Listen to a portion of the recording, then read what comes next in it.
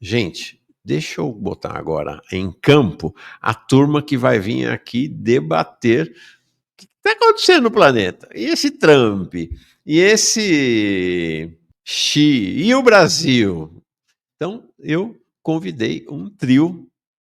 Afinal, tinha convidado só a Denise e ela sugeriu chamar esse trio para a gente dialogar. Não vai ser um debate, vai ser uma conversa. Então, não vou ficar aqui marcando. Bom, se vocês quiserem, vocês três, eu até boto marcação de tempo para ajudar a orientar. Mas não tinha pensado nisso, não. Vamos lá. Denise Gentil, que bom que você está aqui. Bem-vinda. Como vai, Mauro? Bom dia. Som perfeito, Denise. Obrigado. Dessa vez tudo funciona. Que bom. Que bom que você está aqui de novo. Obrigado por ter aceito o convite. Grande Denise, diz aqui o Gaiová 93. E obrigado pela ideia também de fazer essa conversa, esse diálogo entre você, Gilberto Maringoni e Davi Decache. Gilberto Maringoni, bem-vindo, tudo bem? E aí, Mauro, bom dia. Mauro e suas camisas inigualáveis. Denise representando aqui a força paraense que você acabou de falar, né? Impressionado com essa... Você é do Pará, Denise? Sim, Mauro, sou paraense. Não sabia. Legal. E eu sou filho de todos eles. Oi? Sou de Santarém, Mauro. Santarém, pô, terra de revolução. Fala, Maringoni, estava completando. Não, eu estou falando que eu sou filho de paraense, para eu poder entrar na conversa também. Ou seja, a revolução está aqui. Tá aqui. Não, vou falar para vocês então que tem, né, a Denise nascida lá, você que tem ascendência paraense, o que está acontecendo no Pará desde o final do ano passado para cá é verdadeiramente impressionante. Pará, nós somos foda, diz aqui. Tem gente paraense aqui. Realmente o que está acontecendo no Pará é muito diferenciado em relação ao resto do país, né? Está na liderança realmente da luta popular e dos trabalhadores e trabalhadoras, né? Muito chocante, estou muito impressionado mesmo. Greve hoje, gente. Privatização da Cozampa com greve. Não teve greve na Sabesp em São Paulo. Não teve greve na Gespisa lá no Piauí, não. Mas está tendo greve lá no Pará, né?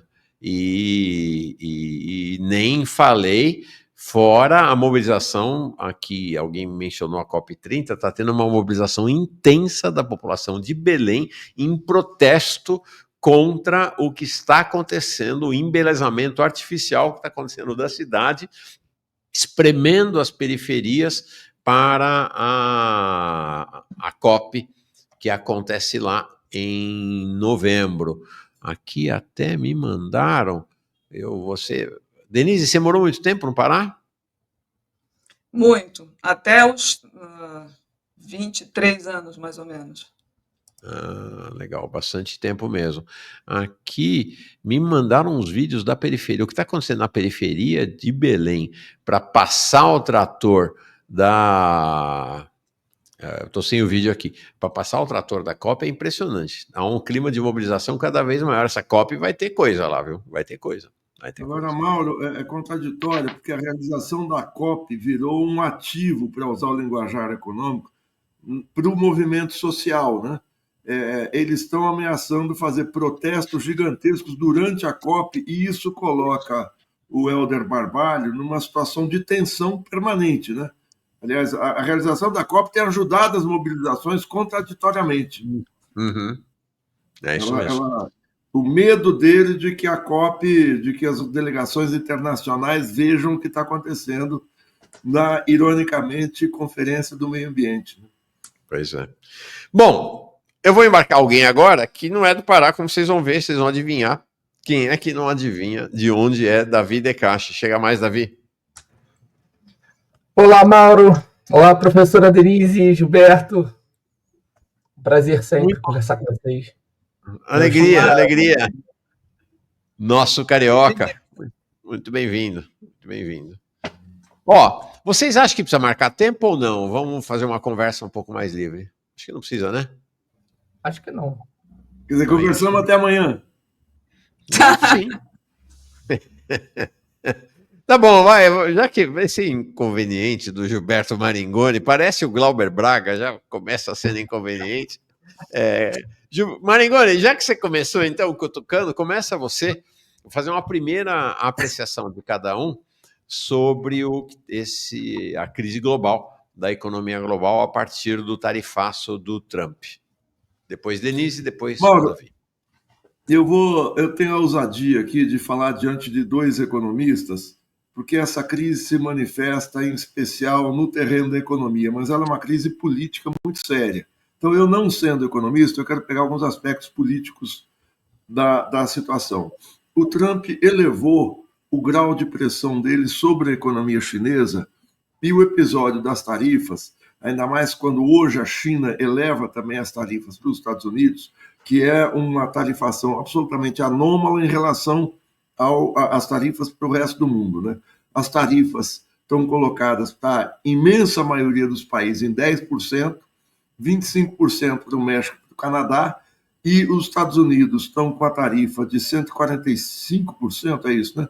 145% contra a China, e a China elevou ontem à noite as tarifas para 125% em relação aos produtos dos Estados Unidos. Ou seja, se tornou um cabo de guerra entre dois países. A maneira como estão sendo usadas as tarifas, como estão sendo usadas pelo Donald Trump, ela vai muito além do que é o uso corrente no comércio internacional, na proteção dos mercados internos e das indústrias de cada país. A tarifação é usada como uma arma de defesa das economias em alta escala, pelo menos desde o final do século XVIII, lá no início, no governo George Washington, nos Estados Unidos, quando os Estados Unidos resolveram barrar a entrada de produtos ingleses que chegavam muito baratos no país, impedindo o desenvolvimento da indústria. Mas as tarifas eram usadas com parcimônia. Eu vou impedir aqui, vou impedir ali, como uma linha auxiliar do câmbio para impedir a concorrência predatória da indústria, das economias mais fracas e mais débeis. O que o Trump fez é usar as tarifas como uma arma de pressão política sobre os países. Eu te imponho uma tarifa de 10, de 20, de 30, de 40, para forçar você a vir para a mesa negociar. O que é esse poder de pressão do Trump? É um poder de pressão não só sobre a economia, mas sobre a política. Então, eu vou pressionar México, Estados Unidos e Canadá vou pressionar pelo repatriamento das empresas americanas que estão lá, especialmente a indústria automobilística.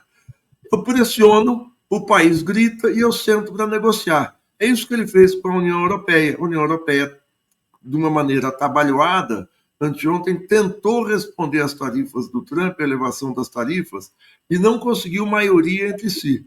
Mas ele faz isso para negociar país a país. Ele não está querendo negociar em conjunto. Só agora que ele colocou 10% para todo mundo. Mas isso desnuda o seguinte: essa tarifa não tem a ver especialmente com o comércio internacional. Tem a ver com a disputa com a China, que está, em especial, na disputa pela moeda internacional, pelo dólar. O que está acontecendo quando ele coloca as tarifas, quando ele oscila, o problema não é colocar as tarifas, é a volatilidade das tarifas. Hoje eu sei que a tarifa é 125, amanhã pode ser 150, depois da manhã 200, ou pode cair para 20 novamente. Essa oscilação, ele está funcionando do Trump como uma demonstração que inicialmente era uma demonstração de força, como uma demonstração de fraqueza, de hesitação. É como um general que vai para o campo de batalha, coloca tantas divisões blindadas em campo, coloca sua força de infantaria, sua força aérea e tal, e amanhã ele retira parte dessas divisões blindadas, depois da manhã ele coloca de novo. É como se fosse possível você oscilar em pleno campo de batalha. Mas essa oscilação, e eu vou terminar aqui para não prolongar demais, tem uma explicação. Não é a China, principalmente, que está pressionando os Estados Unidos a fazer essa oscilação. É especialmente o mercado, o grande capital, as big techs, o sistema financeiro americano, os senadores e deputados democratas e parte do Partido Republicano. Ou seja, a pressão principal contra o Trump não está vindo de fora, está vindo de dentro.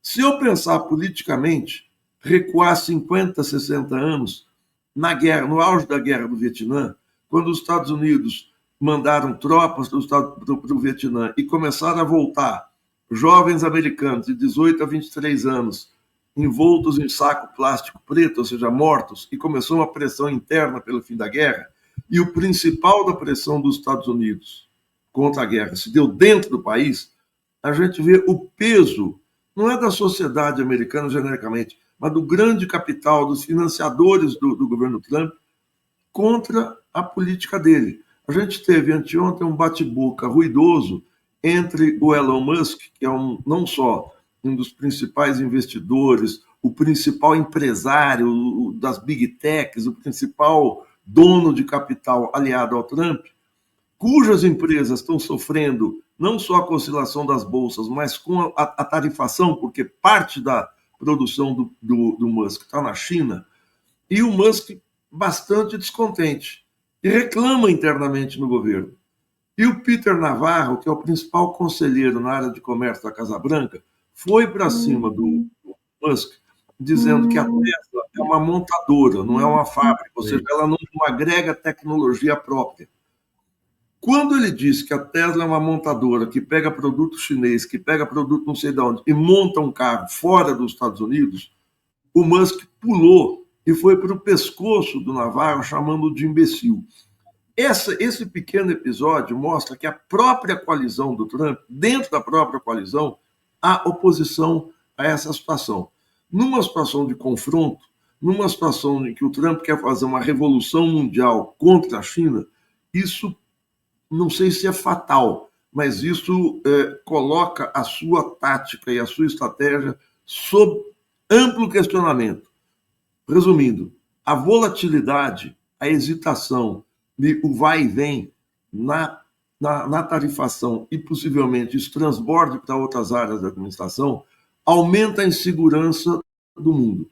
Terminando. Hoje, o Financial Times, que é o principal porta-voz do mercado internacional, do neoliberalismo, do capital volátil, publica no primeiro caderno um anúncio de página inteira de uma empresa, de uma dessas grandes financeiras, um grupo financeiro francês, o Carmignac, é um grupo fundado em 1884, isso aí, página inteira, tem, portanto, 141 anos. É uma empresa sólida, tem... eu não me lembro aí, ele fala, mas é uma empresa que tem 44 bilhões em investimentos hoje. O presidente da empresa, o chairman, faz uma análise de conjuntura do governo Trump, falando dessa oscilação, do perigo para o investimento, e termina no último parágrafo falando da decadência do Império Americano. Parece uma porta-voz da esquerda, e não é. É um porta-voz do grande capital financeiro internacional. Então está havendo um abalo no topo do grande capital com o governo Trump.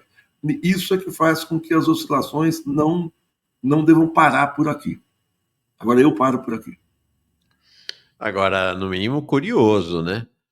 Que o sujeito compra uma página inteira do Financial Times para fazer um texto de análise de conjuntura.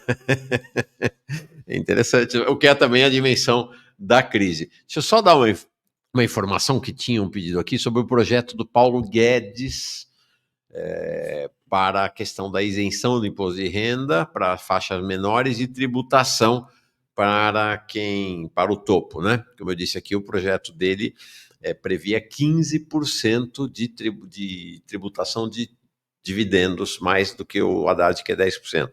E na isenção, eu não tinha certeza do valor da isenção, perguntaram aqui, ele subia a isenção de 1.900 para 2.500, tá? Que é até acho que, se você não tem enganado, é um pouco a mais do que tem hoje, atualmente. Não foi aprovado pelo Senado, foi aprovado na Câmara. Denise, você se importa de eu passar o Davi na sua frente, que ele vai ter que sair um pouquinho antes? Pode ser? Então, Davi, teu olhar, tua avaliação para o cenário. Bom, só posso fazer um comentário aqui do Paulo Guedes? Claro. Só um comentário rápido. O projeto do Paulo Guedes, ele taxava lucros e dividendos em 20%, tá? A renda... não era 15%? Era 20%. 20%. Era 20%. O dobro do Haddad. Taxa no máximo em 10%. Uhum. ele complementa o imposto de renda até chegar à alíquota máxima de 10%. O projeto do Paulo Guedes já está aprovado da Câmara e está no Senado. Então, bastaria incluir a isenção até R$ 5.000, que o projeto ficaria melhor, porque o projeto é mais avançado na taxação de lucros e dividendos do que o do Haddad. Então, isso foi aprovado na Câmara. Não era um blefe, como muita gente diz. Isso foi aprovado, tá no Senado. É mais rápido para resolver. Ele não chegou a ser rejeitado no Senado? Ele não foi votado, então? Não foi votado, está parado lá. É só votar.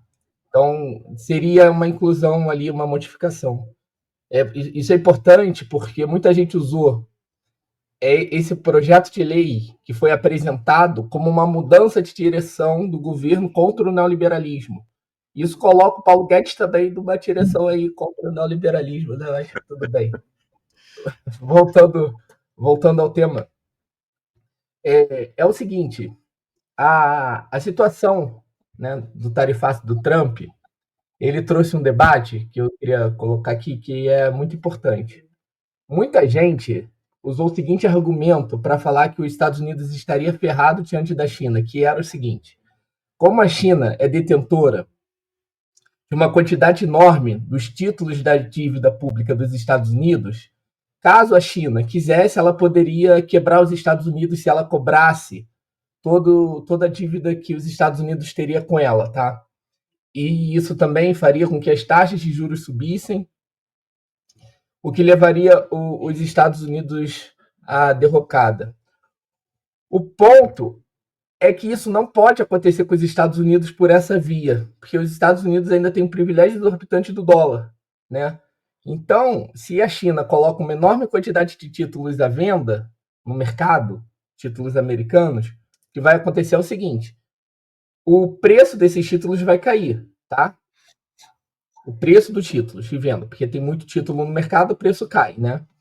Se o preço cai, a taxa de juros do título desses títulos sobem, né? Aí pro ouvinte aí que não é da economia, é o seguinte: a taxa de juros é a velocidade que o título tem que ter para sair do valor de mercado dele atual para chegar no valor de face no futuro. Então, por exemplo, se um título está custando R$ 800 e em 2030 você tem que pagar R$ 1.000, isso vai ter uma velocidade, né?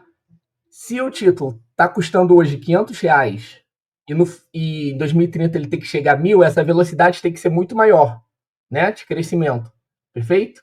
Então, a taxa de juros é o contrário do preço unitário do título. Tá? Estou falando isso por quê? Porque a China bota muito título para vender, o preço dele cai, a taxa de juros sobe. Aí o que os Estados Unidos podem fazer para responder?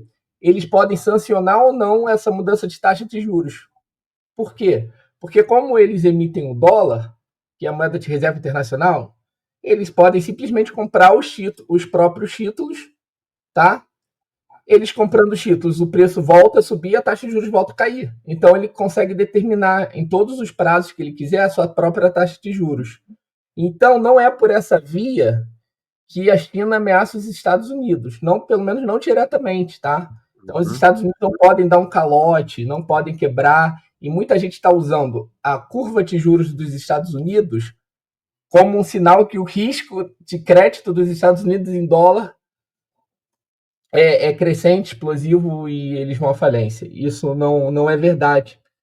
E aí um segundo fator importante também te mencionar é que os Estados Unidos, esse privilégio exorbitante dos Estados Unidos também serve para o comércio. Por quê? Porque ele emite uma moeda que ele pode comprar coisas no mundo todo, que é o dólar. Por exemplo, no Brasil a gente emite reais, a gente pode comprar tudo que está vendo em reais, que é basicamente o que está vendo na economia doméstica e acordos bilaterais aqui e acolá. Mas é basicamente o que está vendo na economia doméstica. Para a gente comprar coisas no resto do mundo, precisamos de dólar. Os Estados Unidos não. Eles compram tudo que está vendo na economia doméstica e também no resto do mundo, porque eles emitem o próprio dólar. Tá? Então, eles, por exemplo, não têm risco de crise de balanço de pagamentos, essas coisas. Isso dá para eles um privilégio exorbitante. Inclusive, eles podem fazer déficit comercial à vontade, que isso não é um problema para eles. Eles entrarem em um círculo em uma tendência crônica de déficit com a China, isso não é um problema para eles. num primeiro momento. E eu estou falando desses dois fatores porque são dois fatores que muita gente tem usado para falar que é um sintoma de derrocada por aí dos Estados Unidos. Eu acho que a direção que a China tem oferecido a maior resistência, e aí sim aponta para o enfrentamento à hegemonia dos Estados Unidos, no yuan digital, tá? No CBDC da China, na moeda digital do Banco Chinês. Por quê? Porque os Estados Unidos eles sustentam tanto a moeda de reserva internacional, que dá esse privilégio exorbitante dele tanto no comércio quanto na política monetária internacional, no sistema monetário internacional. Então, os Estados Unidos controlam a moeda e controlam a infraestrutura do sistema, pelo sistema SWIFT, né? Todo mundo lembra aí da guerra da Ucrânia com a Rússia. Então, eles têm esses dois braços aí de controle, né? Tudo sustentado por sua geopolítica, poder militar e etc. E a China, ela tem ameaçado essas duas frentes. Aí sim eu acho que é a ameaça central, né? Porque ela ameaça tanto o dólar como moeda de reserva internacional, como ela ameaça também a infraestrutura de pagamentos do sistema monetário internacional, que é o SWIFT. Então a China, ela tem feito um enfrentamento por essas duas vias. Aí eu já finalizo dizendo o seguinte: para os Estados Unidos hoje, agora nesse momento, como ele tem a moeda de reserva internacional, ele não ter uma capacidade industrial produtiva maior do que a China, isso não é um grande problema, porque ele pode simplesmente comprar do resto do mundo que ele precisa com a força do dólar. Porém, a partir do momento, se no futuro ele perde a hegemonia do dólar, se ele não tem capacidade produtiva, aí é a derrocada geral. Então, a estrutura produtiva ela é muito importante, tá? Mas não é central para um país como os Estados Unidos, que tem a hegemonia do dólar. Mas, para qualquer país que não tem a moeda de reserva internacional, isso é a coisa mais central que tem, né? Você tem uma boa estrutura produtiva, enfim. Essas questões elas são relevantes aí para a gente entender qual é o caminho que eu acho que o enfrentamento vai se dar. E qual é a lógica do tarifaço do Trump, se tem alguma lógica nisso, né? Qual é o enfrentamento central que está por trás de tudo? Eu acho que é a ameaça ao privilégio exorbitante do dólar. Você sabe que ontem e hoje nós trouxemos aqui exatamente sobre esse tema, e que esse sistema de compensação chinês baseado no yuan digital está se expandindo. Então, a China acabou de fazer um acordo para que todas as transações comerciais dela com a ASEAN, que é a Associação dos Países do Sudeste Asiático, acabou não, já desde o ano passado. Vietnã, Laos, Filipinas, Brunei, não é coisa pequena não, tá? Indonésia, Myanmar, Tailândia, Camboja, Malásia e Singapura aconteçam pelo sistema do yuan digital e não mais pelo SWIFT. A mesmo acordo ela fez com 6 países do Oriente Médio.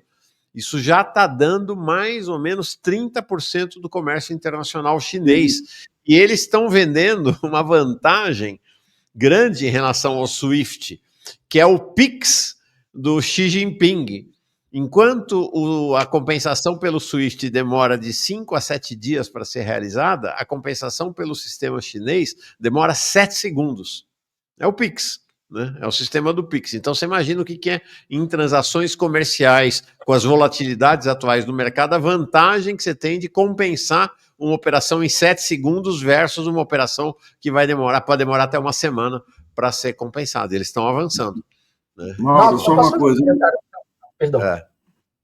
Fala. Não, eles expandiram para a Rússia, estão expandindo para o Irã, para a Arábia Saudita e querem chegar no Brasil, querem colocar os BRICS iniciais todos na compensação do yuan digital. Fala, Davi. Não, é importante a observação do Marigoli.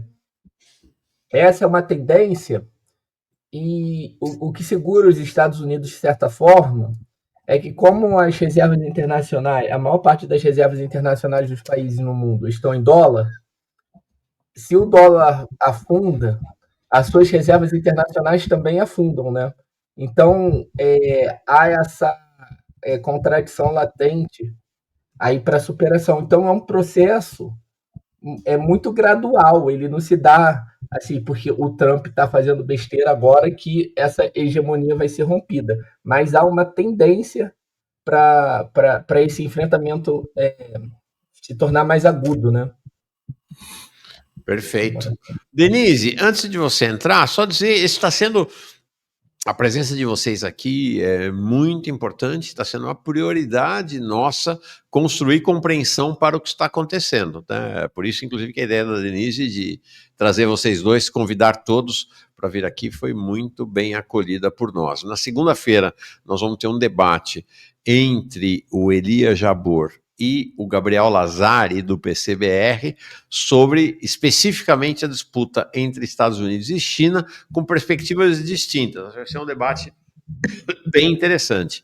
E na terça-feira vem o Thiago Machado e o Paulo Clias para continuar o debate, porque todo mundo tateando, né, Denise? Acho que uma característica desse momento é que ninguém está com sentenças muito definitivas. Quem está com sentença definitiva é porque não entendeu nada do que está acontecendo, né? Está todo mundo muito tateando ainda e queria saber como é que você está tateando essa crise.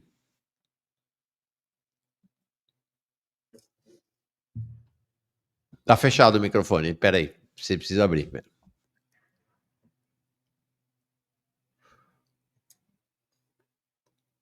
Não, tá aparecendo aqui para nós na tela, inclusive o vermelhinho em cima do microfone fechado. Não? Você quer sair e voltar? Tá bom. Vou tirar a Denise, ela já volta já. Deixa eu botar aqui nossa turma. Só dizendo, a Carolina diz: vida longa ao farol da esquerda, eu não gostaria de estar em outro lugar, beijo na testa, camaradas. A Alemanha fora da rota, lá acho que de Berlim ele está falando, diz: Trump é o melhor presidente que a China já teve. Verônica Nascimento, Maringoni, Denise, Davi, Mauro, não tenho nem roupa para tantos gostosos. Cheiros do Nordeste, tem roupa sim, tem roupa sim. O camarada Gabi chega aqui como novo membro. Maringoni, você falou do tema político. Há uma mudança, inclusive, na postura chinesa para a inserção nesse debate, nesse embate global com os Estados Unidos e com o Trump. A China, que sempre foi muito cautelosa, muito retraída, muito desejosa apenas de conversas de bastidores, está saindo a público pela primeira vez para fazer um embate aberto com os Estados Unidos, inclusive algo absolutamente inédito.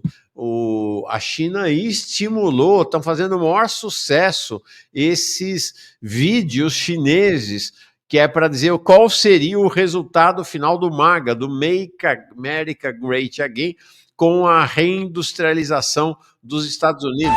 Não sei se você assistiu, para tirar o som.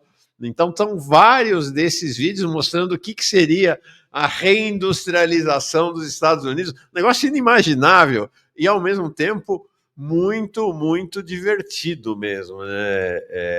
E uma mudança grande na postura chinesa, né? Porque esses vídeos colocam o seguinte: era um nó que estava colocado semana passada.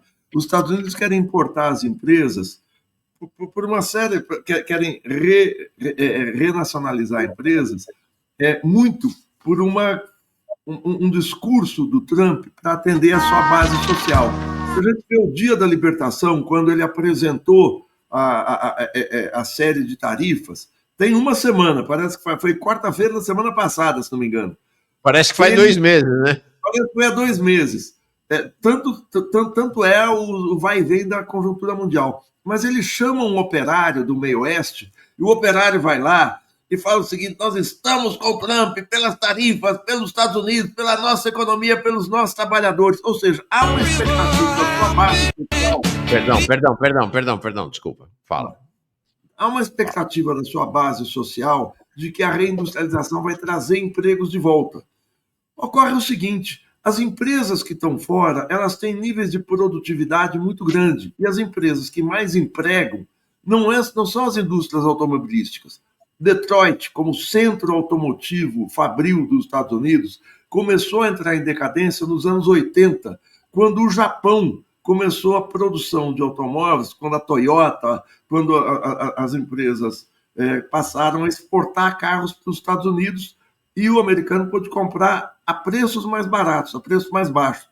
Aí as empresas americanas, para se defender, começaram a transferir suas plantas, ou seja, sua área de montagem e tal, para o México e para o Canadá. Nos anos 90, qual foi a política, em especial do governo Clinton? Foi a do NAFTA, a North American Free Trade Area, trava-língua, a área de livre comércio da América do Norte. Por quê? Porque com as empresas americanas nos dois países, Canadá e México, se eu faço uma área de livre comércio, ou seja, sem tarifação, os carros, as mercadorias podiam entrar e sair dos Estados Unidos muito mais baratas, ou seja, eu vou pagar os custos de produção extremamente baixos do Canadá e do México. Quando o Trump eleva a tarifação, ele destrói o NAFTA, destrói o programa do Clinton, ele destrói o programa democrata de livre comércio, ele eleva os preços internos, mas ele não vai trazer emprego de volta. Por quê? Porque mesmo que as montadoras voltem para os Estados Unidos, aquelas montadoras nos Estados Unidos, aquelas fábricas americanas de carros, que nos anos 80 empregavam 1.000, 2.000 funcionários, hoje empregam 200, porque toda a produção, a linha de produção é automatizada, é toda feita por robôs. E as linhas de produção que empregam grande número de trabalhadores, que são as empresas têxteis e de material esportivo, que esses filmes aí feitos com inteligência artificial estão mostrando, elas estão em países em que os salários são baixíssimos, são miseráveis. Não é na China, não é no Vietnã, é no Camboja, são nos países pobres do leste asiático.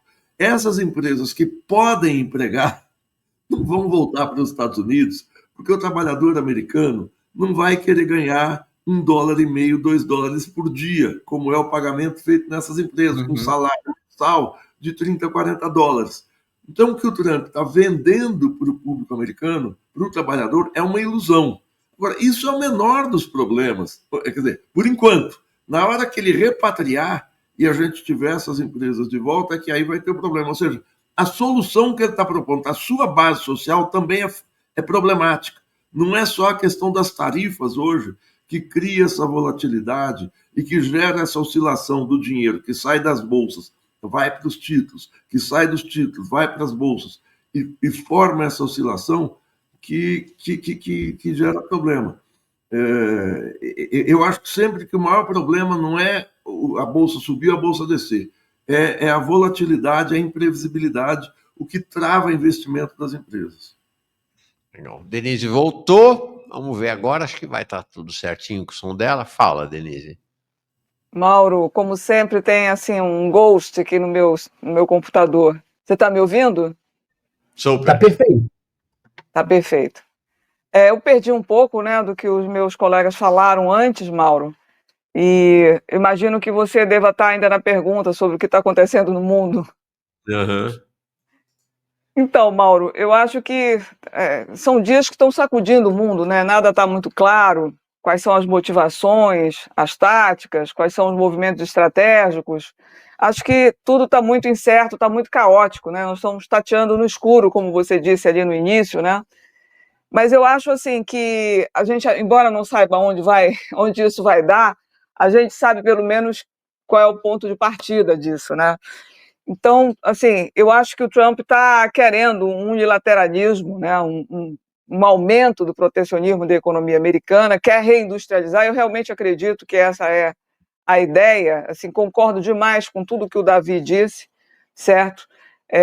A grande questão não é tanto o setor produtivo americano, embora isso seja uma questão relevante, mas a questão central é o dólar, né? É manter a hegemonia do dólar, manter o dólar como a moeda universal, a moeda de reserva internacional de todos os países, né? Então, por que isso? Porque definitivamente o eixo dinâmico do capitalismo se deslocou para o leste, se deslocou para a China, né? Está havendo uma transição no capitalismo, eu entendo que a gente está passando por um momento de transição, e essa transição está sendo liderada pela China, sem dúvida nenhuma, né? E a estratégia que o Donald Trump está usando é uma estratégia de alta agressividade, ele está impondo caos, ele está impondo medo para obter poder nas relações comerciais com os demais países, né?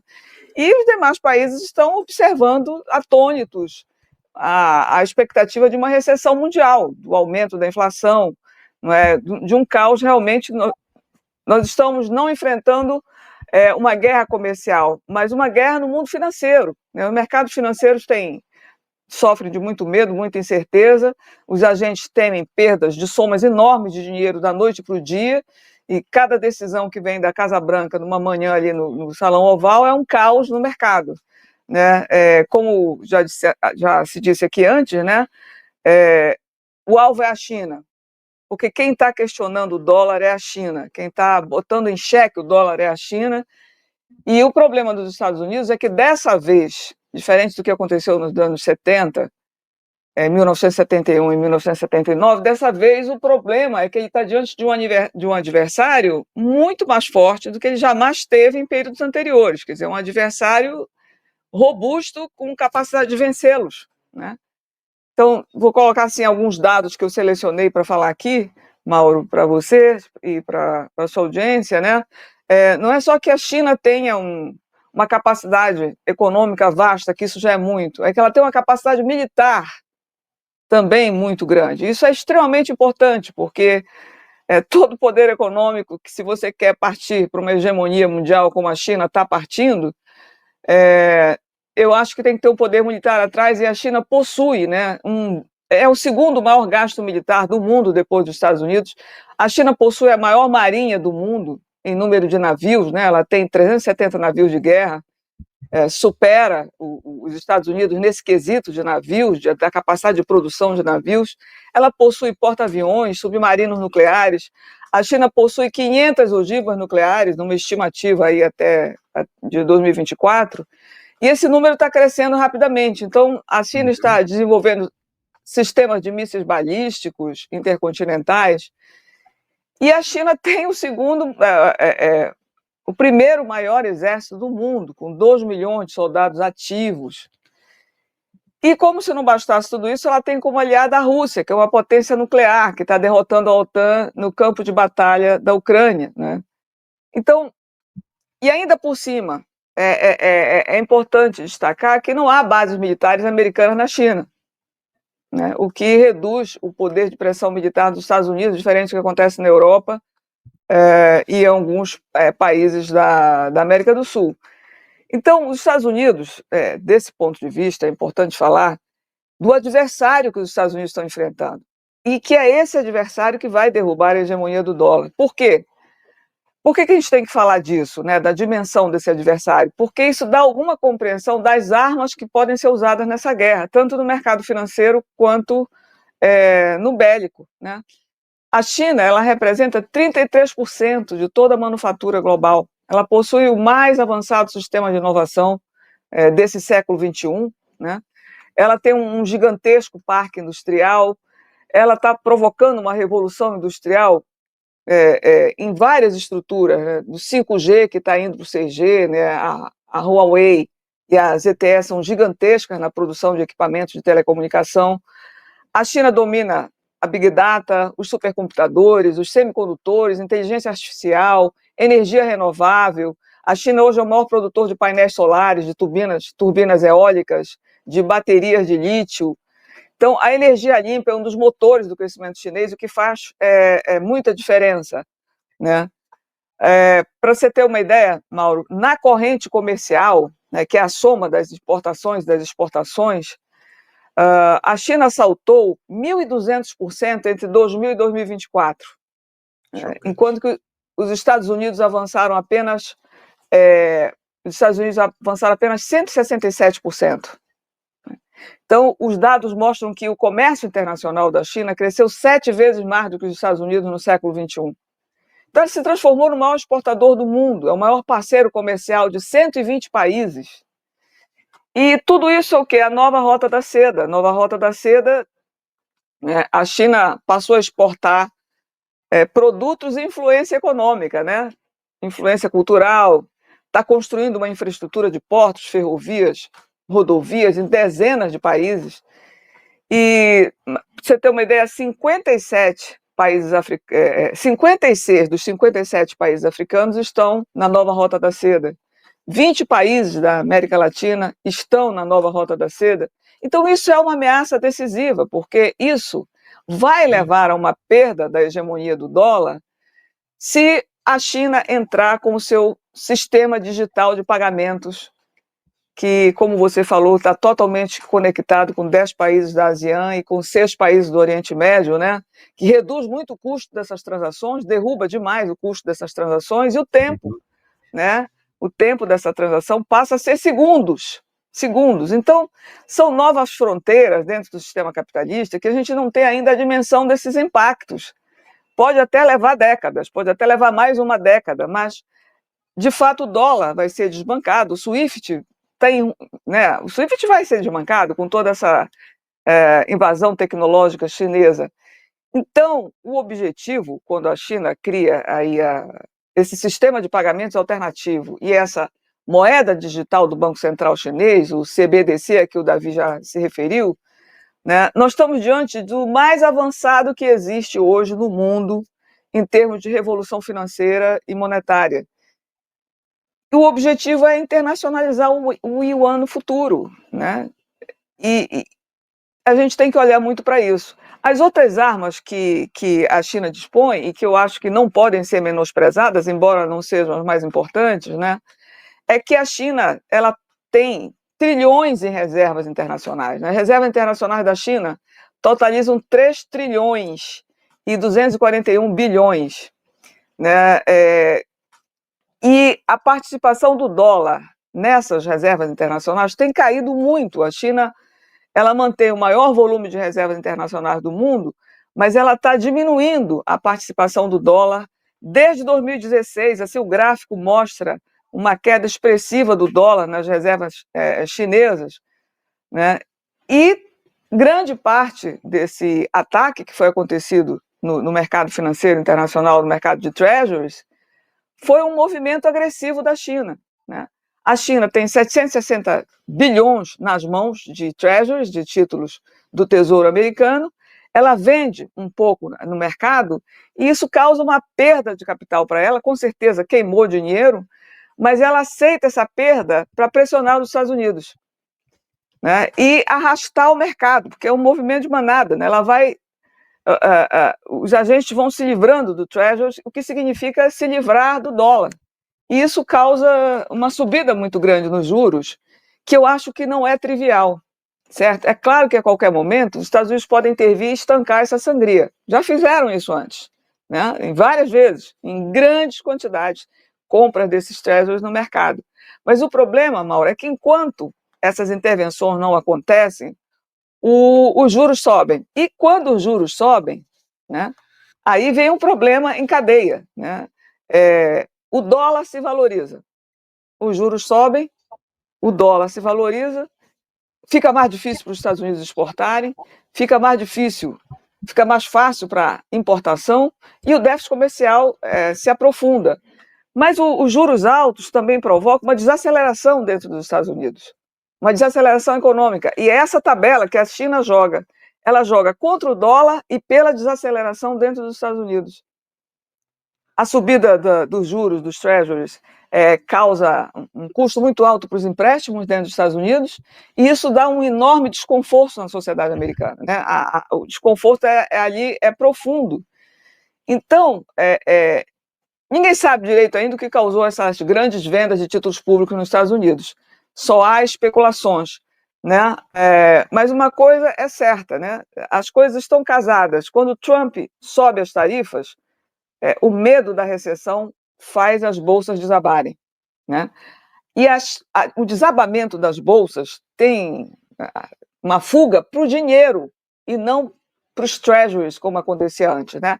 A fuga é na direção da maior liquidez. E enquanto os Estados Unidos tentam reagir nesse mercado de treasuries, né, vão acontecendo todas essas influências de desaceleração dentro da economia americana que atinge o mundo inteiro. Então não é fácil fazer esse jogo que o Trump está fazendo, Ele sofre reação dentro do Partido Republicano, ele sofre uma reação enorme das grandes empresas, né, as 7 grandes empresas, a Amazon, a Apple, a Nike, Meta, General Motors, Ford, Best Buy, Boeing. Essas empresas estão perdendo muito dinheiro, são assim bilhões de dólares em 2 dias, 3 dias. Então ele está sofrendo uma pressão muito grande dos grandes mega empresários. Ele está sofrendo uma pressão da população que está reagindo internamente. Tem muitas passeatas comandadas ali pela Alexandria Ocasio-Cortez, pelo Bernie Sanders. Então, está tendo uma reação, muitas manifestações populares ali dentro da população, e ele está sofrendo, né, a pressão da própria equipe econômica, que parece já não estar mais tão unida, certo? Então, eu continuo dizendo aqui, que os maiores trunfos da China é poder paralisar a economia americana economicamente e financeiramente.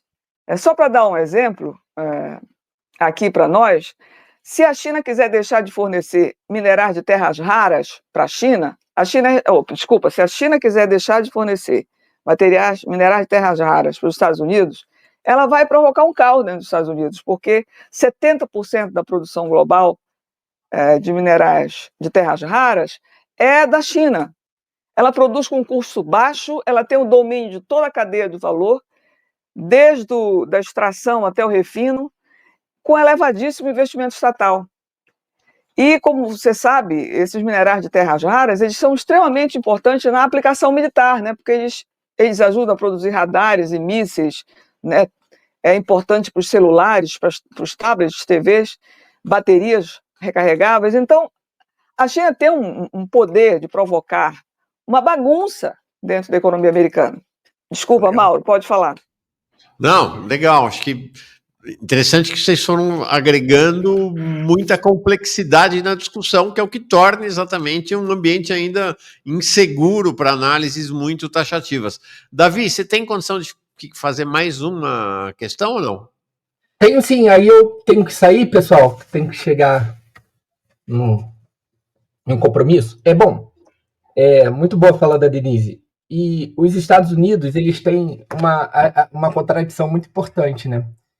Esse acúmulo de reservas internacionais da China, primeiro em dólar e depois ela vai diversificando as reservas internacionais, relaxou muito a restrição da China de balanço de pagamentos. Então, ela mesmo sem ter a moeda de reserva internacional, ela conseguiu ter um relaxamento quase que absoluto nas restrições de balanço de pagamento dela, né? O que ampliou muito o poder dela no comércio internacional. Isso foi ampliando.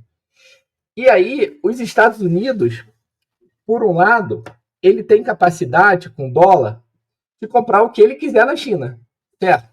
Em um primeiro momento, ele pode simplesmente emitir dólar e comprar. Então, ele não tem uma restrição para importar da China. Mas, ao mesmo tempo que ele faz isso e acumula déficit, ou seja, o déficit não é um problema do ponto de vista de balanço de pagamentos para os Estados Unidos, ele retroalimenta o poder da China, que acumula cada vez mais reservas internacionais, né? Então, se por um lado ele consegue se safar por um bom tempo, por outro ele vai alimentando o poder da China, né? Uhum. E aí, se ele faz o inverso também, que é o que o Trump está tentando, né? O Trump está tentando dar um giro nessa tendência que a Denise falou. Eu acho que o diagnóstico dele é: o dólar está ameaçado, nós não temos mais capacidade produtiva e tecnológica. E sem o dólar a gente vai à derrocada. Né? Se a gente perde o dólar sem capacidade produtiva e tecnológica, acabou. Então tem que fazer alguma coisa e ele não sabe o quê. E aí vem uma política econômica biruta desastrada. Tá?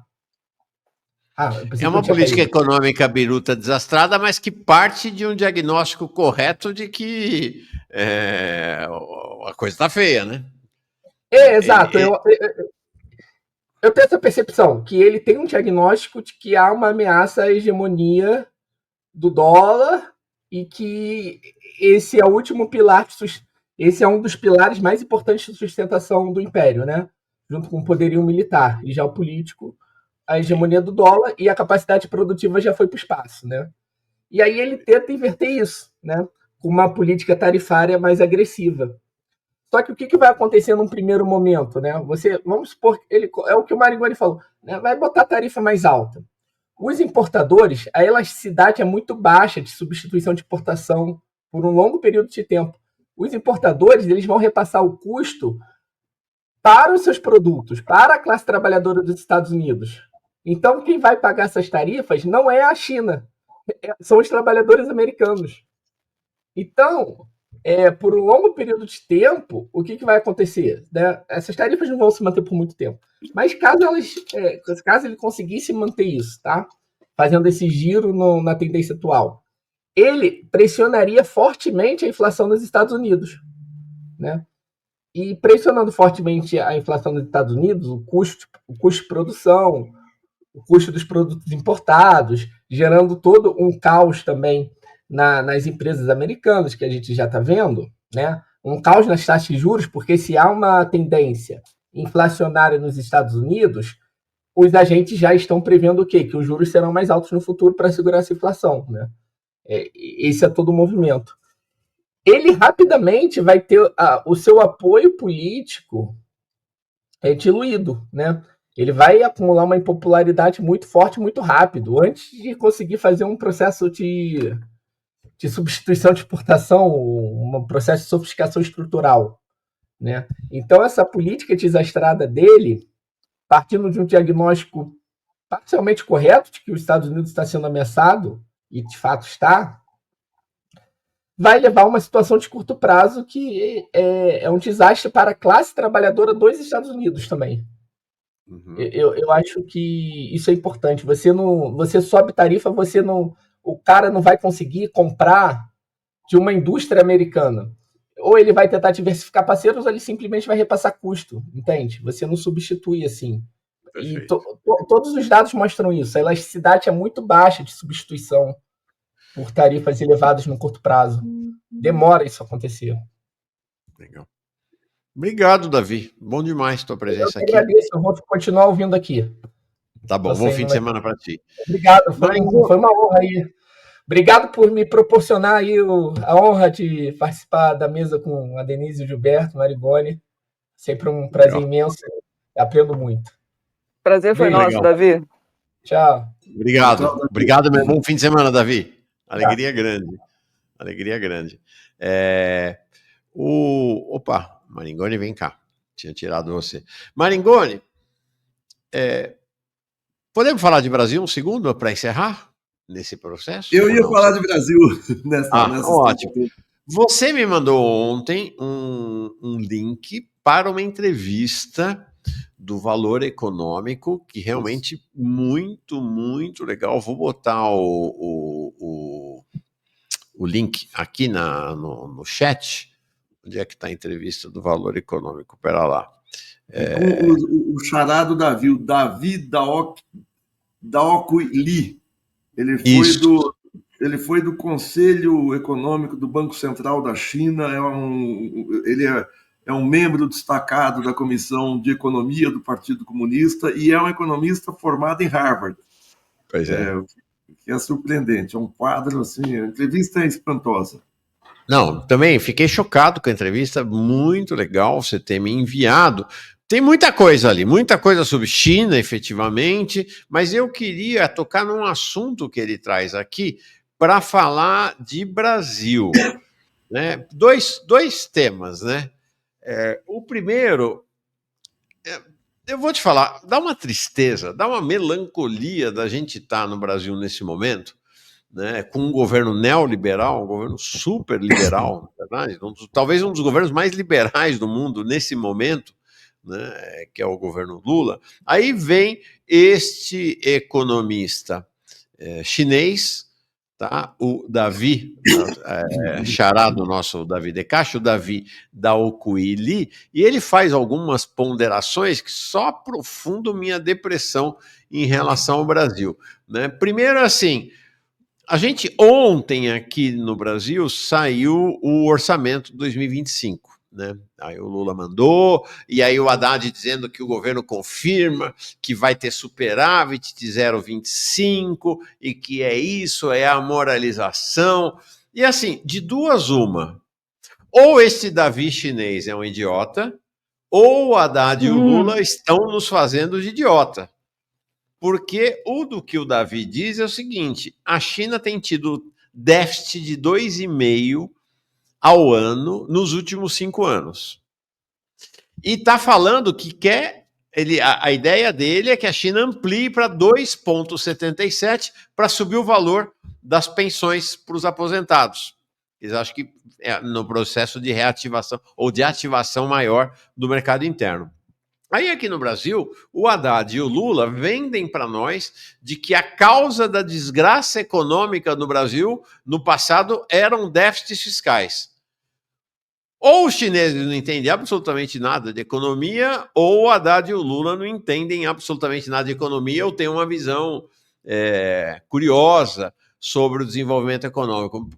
Muito chocante. E, ao mesmo tempo, essa declaração que o Lula deu, ontem mostrei aqui, lá na reunião da CELAC, fazendo uma apologia do livre comércio. Eu olhei para o Lula e falei, o cara está no século XIX, né? O liberalismo mais rastaquera, assim, que não é uma coisa... Eu fui ver outros vídeos, ele, ao longo da trajetória dele, gosta de fazer defesa do livre comércio. No mundo tal como está hoje, ficar defendendo o livre comércio é um negócio... Enfim, me parece que minha preocupação e minha pergunta para você é: o Brasil está na contramão completa? Olha, Mauro, eu vou te responder por etapas, mas tentando ser curto. O Bresser Pereira escreveu na Folha, acho que nesse domingo, uma resenha ao livro do Fábio Mascaro, querido, que o Fábio Mascaro é um professor da Unicamp de Sociologia, e ele escreve sobre o famoso assim, em círculos muito pequenos, seminário do Marx final dos anos 50, começo dos anos 60, feito por professores da USP. Era o Fernando Henrique Cardoso, era o Zé Arthur Gianotti, o Chico de Oliveira, o Roberto Schwarz, o Francisco Vefora e tal. E o Fábio Mascaro, querido, mostra que a leitura que esses professores faziam do Marx era uma leitura liberal. E o Bresser cunha uma expressão que eu achei muito legal, que é o marxismo neoliberal da USP, para falar do Fernando Henrique, para falar de outros colegas dele. Ele integrou o governo Fernando Henrique. Aí ontem o João Santana deu uma entrevista ótima para o Breno, eu recomendo, e que ele fala o seguinte: olha, o João Santana foi marqueteiro da Dilma e foi abandonado pelo PT no processo aí da Lava Jato, né? Então ele tem uma atração e uma repulsa pelo PT ao mesmo tempo. E ele, com todo o veneno que lhe é peculiar, ele fala o seguinte: olha, tem também o marxismo neoliberal do ABC, que é esse marxismo do Lula. Eu achei ótima a expressão, porque pega esse tipo de esquerda que vai até determinado ponto e, no fundo, você mexe, ela é liberal. A entrevista do Davi Daoc Lee, desse chinês, ele vai na contramão disso, porque toda a entrevista, uma entrevista muito grande e complexa, é o seguinte: é a coesão do Estado chinês, a coesão da população para enfrentar um inimigo poderoso. Ele fala, inclusive, acho que um ponto além desse que você citou, é um ponto em que o entrevistador pergunta: o que o senhor achou da declaração da diplomacia chinesa de que iria ter uma resposta imediata e à altura das retaliações? Né? Um vídeo que viralizou nas redes, ele falou extremamente adequada, porque ele não está falando para os Estados Unidos, ele está falando para o povo chinês. Ele está emulando, e essa sensação de que o governo chinês está agindo corretamente é o oposto disso que a Denise falou nos Estados Unidos, que não só as manifestações do grande capital, das big techs, mas as manifestações de rua que aconteceram nos 50 estados dos Estados Unidos contestando o governo Trump. Ou seja, numa guerra comercial, o Trump não consegue ter coesão interna para enfrentar. Isso é fatal. Quando eu digo que a batalha principal vai se desenvolver dentro dos Estados Unidos, é quando você não consegue unificar, ter uma unidade interna para esse tipo de embate, que é um embate titânico. E a China tem. E esta é a característica principal, se a gente for no grão, da China. A segunda coisa é que o Lee fala, quando ele diz que nós vamos aumentar o déficit, isso é um recurso que até os neoliberais inteligentes usam. Eu me lembro quando eu estava no IPEA trabalhando junto com a Denise, eu pesquisei muito o primeiro neoliberal brasileiro explícito, que era o Eugênio Boudin, o economista dos anos 40 e 50, era um ensandecido neoliberal.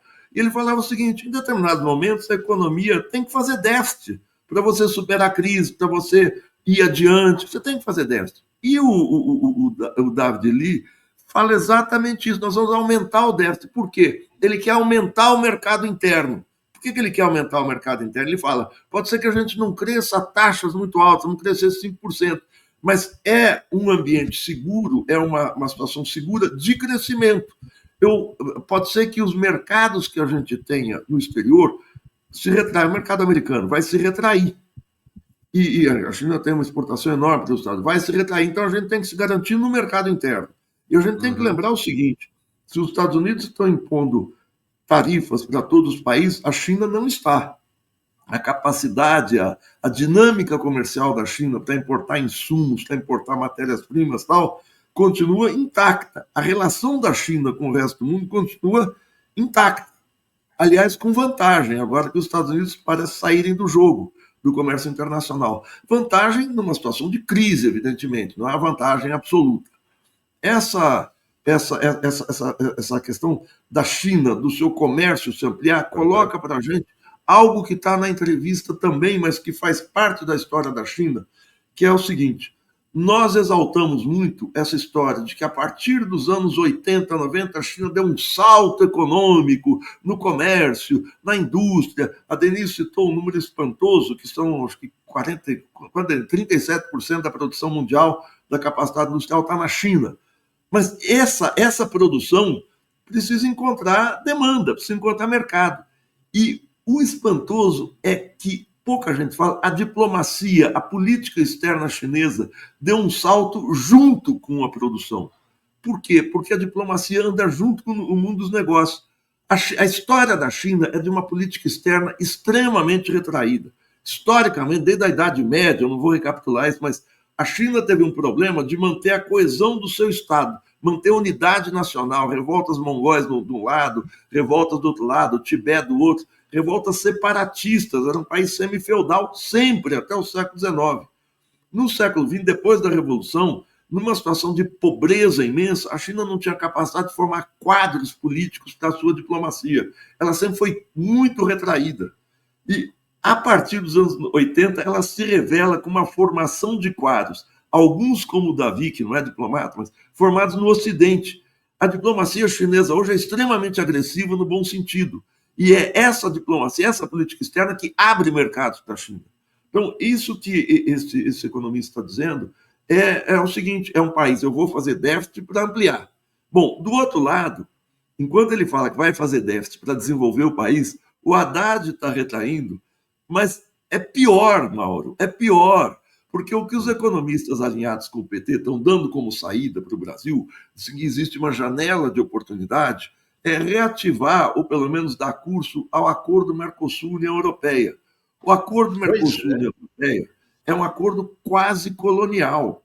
É um acordo em que o Brasil, os países do Mercosul, mas o Brasil, como o maior deles, vai tentar aumentar a sua exportação de soja, de milho, de carne, de laticínios e tal, para a Europa, enquanto a Europa, em especial a economia alemã, vai nos exportar automóveis, produtos de alta tecnologia. Essa é a janela para eles entrarem no mercado no mercado de compras governamentais, que é um mercado ainda dominado pela indústria, pela economia brasileira, que é das prefeituras, das escolas, lâmpada, carteira, caderno. Essa economia que uma indústria média atende, pode ser atendida pelos monopólios europeus. Ontem eu assisti na CBN uma entrevista com uma representante da FGV, do escritório da FGV na Europa. Ela está baseada na Alemanha. Um horror, porque ela fala como uma alemã. Ela fala: a nossa economia alemã vai ter uma grande chance agora que o Brasil, com o acordo Mercosul e União Europeia, a Alemanha está em franco processo de recuperação, fez o pacote de 500 milhões, o pacote da indústria militar, e nós agora vamos poder exportar para o Brasil. Nós, alemães, ela brasileira, vamos exportar para o Brasil, recuperando a economia alemã. Então, é uma situação de mais mais retração da indústria, a janela de oportunidade está nas commodities e ninguém fala em política industrial. Naquela nova indústria Brasil, é nada. É uma peça de propaganda. Ou você tem uma política industrial que o principal do investimento estatal está voltado para a indústria, o incentivo, os financiamentos estão voltados, ou você não tem política industrial. O principal do Brasil está voltado para a retração. A meta, no meio dessa situação, quando a China fala é preciso crescer e aumentar, a meta do Ministério da Fazenda é baixar o crescimento para baixo de 2%, porque existe uma tensão inflacionária. Você fala sempre isso aqui. O meu ídolo, que é o Rogério Seron, que é o sujeito mais sincero do Ministério da Fazenda, o secretário do Tesouro, fala: precisamos aumentar os juros e provocar uma baixa do crescimento econômico, porque senão a gente não vai conseguir, vai ter inflação, vai ter problemas e tal. Então, na turbulência, a economia brasileira não só está desprotegida, como existe uma formulação pela desproteção, para que ela fique mais permeável às oscilações do mercado internacional. Essa fala do Lula, do livre mercado, é um horror. É o marxismo neoliberal do ABC. Então, eu acho que a gente vai ter problemas. Eu não acredito em virada à esquerda do governo Lula, e essa questão do acordo Mercosul-União Europeia como saída para tudo para mim, é absolutamente espantoso, surpreendente, no mau sentido. Dá para esperar mais uma última rodada com a Denise para ela encerrar a nossa conversa? Vamos lá. 10 horas. Denise, grande alegria na tua presença. Não, eu queria te falar sobre essa questão do Brasil. Eu fico assim, eu não sei mais qual é a minha sensação em relação a essa coisa. Estão aí os caras, os progressistas, os governistas, comemorando a grande oportunidade que se abriu para o Brasil com essa elevação das tarifas, que já foi embora, né? Porque agora é 10% para todo mundo, então já não tem mais oportunidade nenhuma para o Brasil. Nesta entrevista do Davi, não é nem Davi Decache nem Alcolumbre, o Davi Daocuili, para o Valor, lá pelas tantas, ele fala: olha, tem uma oportunidade, vai aumentar o comércio entre o Brasil e a China.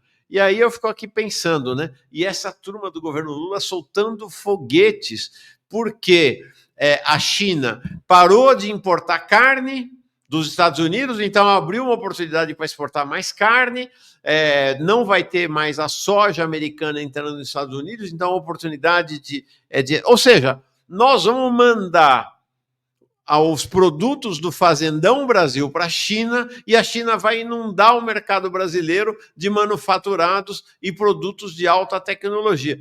É o fim do Brasil, né? Como projeto nacional, acabou, né? E o governo Lula é líder desse projeto. Eu fico... Denise, pelo amor de Deus, o que está acontecendo? Mauro, a gente vai assistir a mediocridade, a enésima potência agora, né? Agora que veio a crise, vai ficar absolutamente claro que esse governo não tem estratégia nenhuma, né? Que o Haddad vai para a imprensa ao invés de dizer: olha, nós vamos enfrentar, né, essa disputa internacional, o mundo está se redefinindo, o Brasil quer ter um papel estratégico nessa remodelação, tanto do comércio internacional quanto da geopolítica, nós queremos participar. Não, ele vai dizer: não, nós vamos manter o arcabouço fiscal, tudo vai continuar como está, nós vamos exportar mais café, mais carne bovina. E o cenário para a indústria, eu acho que o cenário para a indústria é aterrador. Nós vamos ter uma desindustrialização pesada daqui para frente. Porque, como você disse, nós vamos ter uma enxurrada de produtos chineses que eram antes vendidos para os Estados Unidos, que vão ser vendidos para nós, a Europa, a mesma coisa. Então, o processo de desindustrialização, a ameaça de desindustrialização é muito grande, né? E mais do que isso, né, a ameaça de desaceleração da economia brasileira, porque a gente vai importar mais, portanto, isso é um vazamento no nosso multiplicador econômico, nós vamos ter desaceleração do nosso PIB, né, com desindustrialização, né, e provavelmente o que nós vamos exportar para fora vai causar um enorme prejuízo em termos inflacionários para o Brasil. Porque a partir do momento em que você se dedica a exportar esses produtos primários, e eles são regulados lá fora, porque são commodities, etc., você corre um risco de um processo inflacionário internamente, certo? Então, o Brasil está completamente despreparado. Ontem, o ministro Alckmin, que é o vice-presidente ao mesmo tempo do Ministério da Indústria e Comércio, né? Ele e o secretário de Comércio Exterior estão dizendo que estão procurando um diálogo com os Estados Unidos para reverter as tarifas, né? Talvez eu confio mais no Alckmin para reverter alguma coisa dessas retaliações do que no Haddad. O Haddad está entregue, né? Pelo menos o Alckmin todo desembaraçado, super positivo e tal, vai lá, pelo menos ele vai negociar essas tarifas para ver se amortece um pouco a situação da indústria brasileira e a situação comercial. Você citou aí a CELAC, nessa reunião em Honduras, no dia 9 de abril, que aconteceu. Aí você vê a diferença, por exemplo, da Sheinbaum, da forma como ela reage, e o México ali colado nos Estados Unidos, e a Sheinbaum dizendo, olha, nós vamos procurar aqui nos defender, vamos fazer uma integração com a América Latina, vamos buscar proteção contra esses desafios nesse cenário volátil, né? Vamos nos proteger aí dessa subida de juros nos Estados Unidos, dessa desaceleração, dessa recessão. Então, fortalecer a colaboração entre os países latino-americanos diante dessa batalha de tarifas e nessa batalha no mercado financeiro era extremamente necessário. Mas a diplomacia brasileira, você já sabe, acho que o Maringoni fez um panorama aí muito importante, muito bem feito. Eu lamento não ter escutado a primeira fala dele, agora escutei essa segunda, um excelente panorama, né, para o Brasil e para o que está acontecendo nos Estados Unidos. Mas já existem aqui também, viu, estudos, tem um estudo de modelagem econômica e ambiental feito pelo CEDEPLAR, não é, lá em Minas Gerais, mostrando o quanto os setores industriais e de serviços vão ficar vulneráveis, enquanto que o agronegócio vai se beneficiar, especialmente a soja. Quer dizer, nós estamos mal, né, Mauro? Nós vamos fortalecer os poderes oligárquicos, fortalecer economicamente os poderes oligárquicos desse país, enfraquecer a indústria, que é a única coisa que a gente podia, o pouco de indústria que sobrou pode desaparecer nessa crise. Eu não vou falar desaparecer porque, né, é muito dramático, mas não faz sentido a reação da equipe econômica, o silêncio da equipe econômica. Na verdade, não é tão silêncio assim, porque já está dizendo que o arcabouço fiscal vai continuar, né, que vão se procurar todas as metas fiscais para serem cumpridas, e o presidente do Banco Central vai subir a taxa de juros, porque se a taxa de juros americana sobe, a taxa de juros brasileira sobe, né? Então, nós estamos numa situação, o que eu enxergo, Mauro?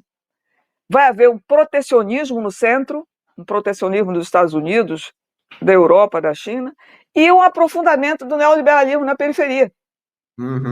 Vai haver uma reindustrialização no centro, né, e um aprofundamento da financiarização na periferia. Nós vamos ter um ultranacionalismo no centro e uma completa abertura do nosso país, dessa nossa periferia aqui, certo? O Maringoni conversando, nas conversas que a gente tem, né, de pesquisa, etc., ele diz, olha, vai ser list nos Estados Unidos e RAI aqui no Brasil. Quer dizer, o Banco Central e o Ministério da Fazenda completamente despreparados para atender às necessidades da população brasileira e totalmente atrelados com a necessidade das finanças dos Estados Unidos e dos países centrais. Então vai ser um massacre, desculpa o meu pessimismo, mas não tem plano estratégico para o Brasil enfrentar. Se tiver, eu não enxerguei. Se tiver algum plano estratégico para enfrentar essa crise, não chegou ainda na imprensa e a gente não tem conhecimento de como o Brasil vai tentar dar a volta nisso. Impressionante esse seu veredito aí, achei bem forte. Maringoni vi também balançou a cabeça ali, isso aí. Realmente muito, muito impressionante. Adriano Versiani tem uma sugestão para você, Maringoni. Andaram perguntando se você era trotskista, viu, Maringoni, aqui no chat, mas já responderam, disseram, não, Maringoni é do tio José. O Adriano Versiani, Maringoni, manda um exemplar de A Volta do Estado Planejador para o Haddad. Aliás, eu mandei, eu conversei com ele, falei, vou te mandar esse livro, leia. Ele falou, muito legal, você reuniu um timaço aqui e nada. Não está com muito tempo para ler, não. Não, ele Vitor compra Alckmin. um livro por dia na Amazon. Eu não sei se Na ele lê. Amazon, né? Pois é. Não compra brusinha, né? Vitor Alckmin, me chega aqui como novo membro. O Sérgio Alves, e tudo isso pode descambar para uma terceira guerra mundial. Se você topar, Maringoni, deixo essa como última questão tua para encerrar, mas já vi que a Denise quer falar também. E o Bisneto, bom dia a todos. Bom dia, Belo Mauro, obrigado pelo Belo. O Douglas Luiz diz assim: o dólar é um anel para todos governar, mas que vai cair no fogo da destruição, vai. Isso aqui tem inspiração no clássico O Anel, o Frodo. Vamos lá, li a trilogia toda, todos os livros, agora esqueci. Senhor dos Anéis, tá aqui. Vai cair no fogo da destruição. Vai cair no fogo da destruição. Senhor dos Anéis. Legal, Douglas. Terceira Guerra Mundial, mas Denise levantou o dedo antes. Fala, Denise. Não, já que você falou em Terceira Guerra Mundial, eu vou falar muito rápido, porque o Maringoni tem muito mais a dizer sobre isso. Mas o que eu quero chamar a atenção, Mauro, é que a agressividade militar, que está sendo pouco relatado isso na imprensa e nos debates, não foi só o ataque com as tarifas, né? Há uma imensa agressividade militar dos Estados Unidos nesse espaço de tempo de março e abril, certo?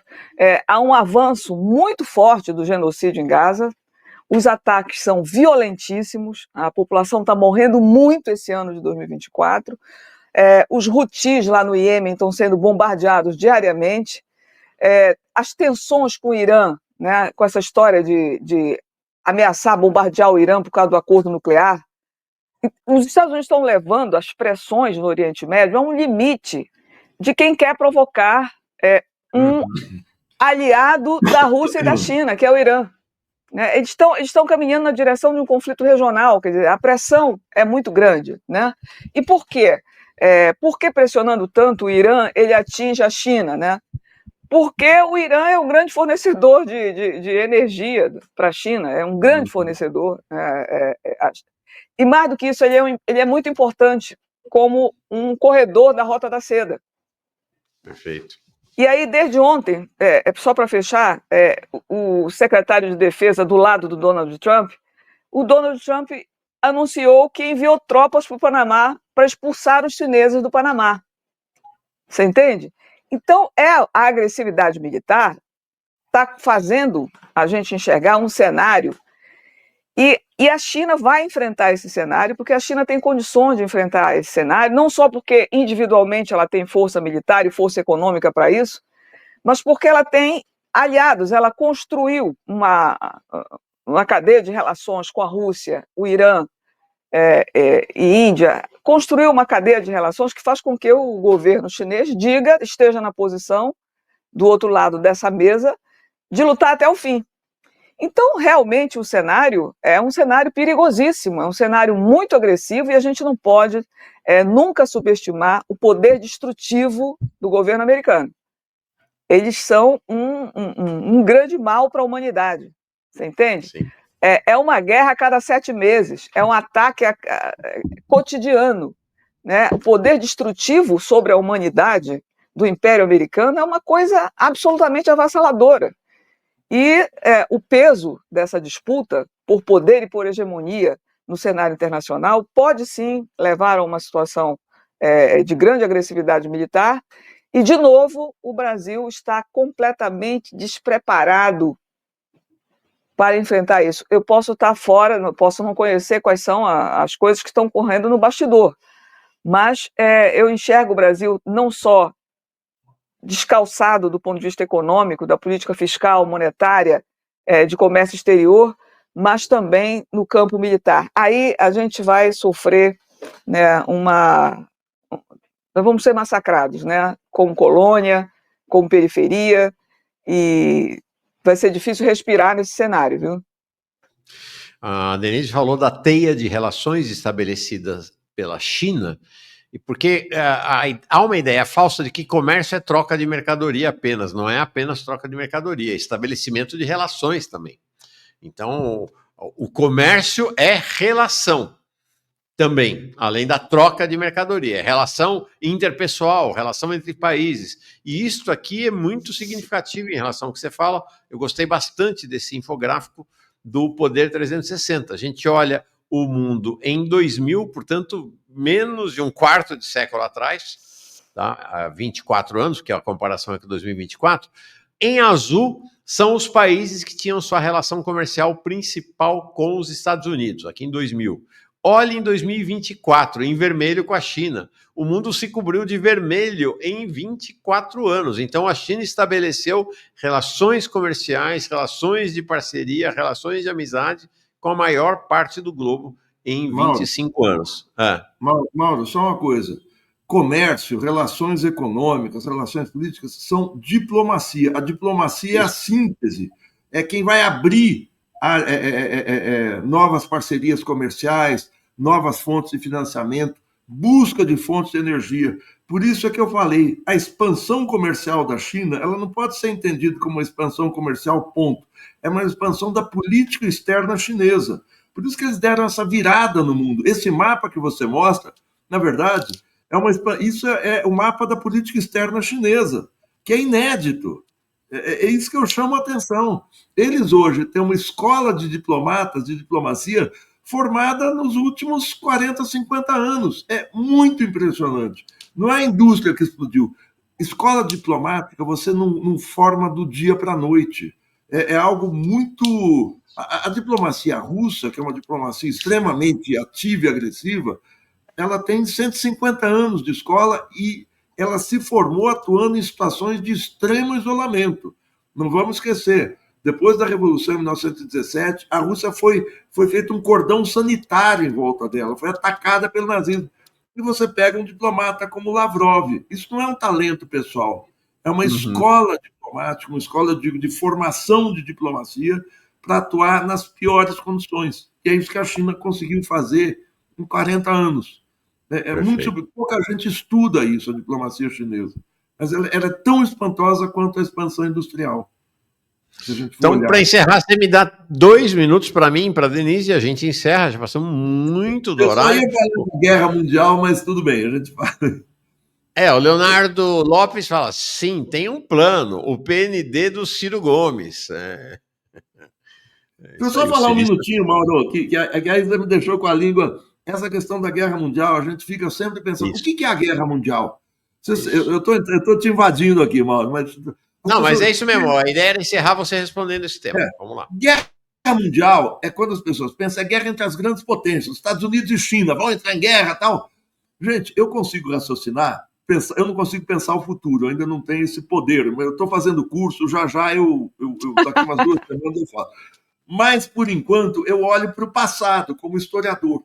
Nos últimos 220 anos, as grandes potências entraram em guerra direta, vocês sabem quantas vezes? 3. Foi nas guerras napoleônicas que a França enfrentou a Inglaterra, a Rússia e a Alemanha na Primeira Guerra Mundial e na Segunda Guerra Mundial. Só não existiu uma guerra mundial entre potências. O que existiu e que existe é as potências terceirizarem as suas guerras, como a Denise está falando. A guerra de Israel contra os palestinos é uma guerra mundial do poder americano ali no Oriente Médio. A guerra contra o Irã dos Estados Unidos, que eles querem fazer, é uma guerra, no fundo, contra a China. A guerra comercial, a guerra da Ucrânia é uma guerra Estados Unidos-Rússia, da OTAN-Rússia, travada no solo da OTAN. Mas essa ideia de uma guerra mundial, eu duvido que vai acontecer. Eu não falo que não vai, porque eu disse... Eu não cheguei nessa aula do curso de premonição que eu estou fazendo. Mas eu acho que a possibilidade é quase zero de uma guerra mundial no sentido clássico da Segunda Guerra Mundial. No entanto, se a gente olhar a guerra na Ucrânia, as consequências dela na política, no comércio, nas finanças mundiais, ela foi, e está sendo, ela acho que está terminando, uma guerra mundial. Porque quando a Rússia, depois de ser... colocada na parede pela OTAN, ela revida e invade a Ucrânia para impedir que a OTAN chegue na sua fronteira, o Biden foi para... 2 semanas depois, ele vai para o Congresso e faz um discurso dizendo que nós vamos expulsar a Rússia do sistema mundial. Eles tiram a Rússia do sistema SWIFT, sequestram as reservas russas em 600 bilhões de dólares em Londres, explodem os gasodutos russos que forneciam gás e petróleo para a Europa, isolam a Rússia, fazem um cordão, um bloqueio comercial com a Rússia. Isso é uma guerra mundial travada de outra maneira. E a China entra em aliança com a Rússia. Não foi disparado um tiro entre as grandes potências. A guerra está na Ucrânia, mas a repercussão mundial se deu numa inflação brutal de energia, numa inflação muito grande do gás e do petróleo na Europa, que repercutiu no mundo inteiro. Isso é um enfrentamento mundial de outra maneira, não da maneira clássica. Então, se vai ter uma guerra mundial ou não, o Trump está desencadeando uma guerra mundial, só que não é uma guerra convencional. É uma guerra com o nome de tarifas, mas é uma guerra pelo dólar, em defesa da economia do dólar, como a Denise e o Davi colocaram. Então, vai ter uma guerra mundial, sim e não. Só que não vai ser a guerra que a gente está pensando. Não vai ter a Luftwaffe, divisões Panzer, tanques soviéticos, não vai ter invasão da Normandia. Mas ela ocorre de outra maneira. Por quê? Perfeito. Porque os arsenais nucleares hoje, eles são muito mais dissuasórios. Ninguém explodiu uma bomba atômica sobre outro país depois de Hiroshima, há 80 anos. 80 anos esse ano, agora em agosto. Por quê? Porque ele é destrutivo para a humanidade. Os próprios países que têm, não é que eles têm ética para não explodir, eles têm medo do revide. Então, a guerra continua. Sob outras formas, ela está em curso. Olha, acabou de explodir uma bomba atômica, que está aqui a manchete do New York Times, mas acho que já está aqui no Brasil também. A China acabou de aumentar, 2 minutos atrás, no New York Times, as tarifas sobre os Estados Unidos para 125, não tem conversa. Mas, Mauro, não tem transição hegemônica sem guerra. É impossível. Não tem a destruição de um sistema monetário e financeiro do hegemon sem guerra. É muito difícil. E eu acho que essa guerra vai sair do campo comercial para o campo financeiro, já está no campo financeiro e está também no campo militar. Isso é praticamente inevitável, né? É o último recurso. Mas na periferia, Denise, eu acho. Estados na Unidos periferia. Não, claro, ninguém destrói o seu próprio parque. Se bem que eu acho que no caso chinês, os Estados Unidos ameaçam a China ali no mar do sul da China, sim, quando ocupa com bases a Austrália, ocupa com bases aquelas ilhas ali que cercam o mar do sul da China. Acho que tem um perigo militar no ar que é muito sério, a gente tem que levar isso em consideração. Não, mas eu acho difícil ter um B-52 sobrevoando Pequim para jogar uma bomba. Isso Mas eles usam bombas com controle, eles não vão soltar bombas para grandes magnitudes, não. Esse que é o problema, né? Ataques estratégicos. Nosso problema é isso, é que tudo fique muito calibrado ali para ficar isolado naquele espaço. Enfim, o capitalismo não tem limites, Mauro. A questão é essa, né? O imperialismo não tem peias para fazer o que precisa fazer. E a gente não sabe nem quais são as consequências políticas de todas essas apostas. Nós estamos no meio desse vendaval aí. Eu vou abusar do Mauro com uma última frase, Mauro, depois você me xinga e me põe na geladeira. Eu vou citar um analista francês de direita, que é o Raymond Aron. Raymond Aron cita o sistema internacional, ele falava nos anos 60, a relação entre os países é o estado latente de guerra. Os países todos vivem em tensão permanente de guerra, porque as indústrias de defesa, a defesa de fronteiras, a luta por fontes de energia, por mercados, a disputa coloca todos numa situação permanente de guerra. Por isso é que todos os países se armam, todos os países se guarnecem de todas as maneiras. Nós estamos num estado latente de guerra mais quente agora. Sim, verdade. Querem bombas? Mais bombas aí. Acabou de sair o IPCA. IPCA, em março, 0,56. Puxado por quê? Tomate, café, ovos. Só esses 3 produtos, 1/4 da inflação total de mês de março. Quem acha que a popularidade do presidente Lula vai aumentar porque se a tese é de que são os alimentos que estão jogando para baixo, a coisa vai continuar feia.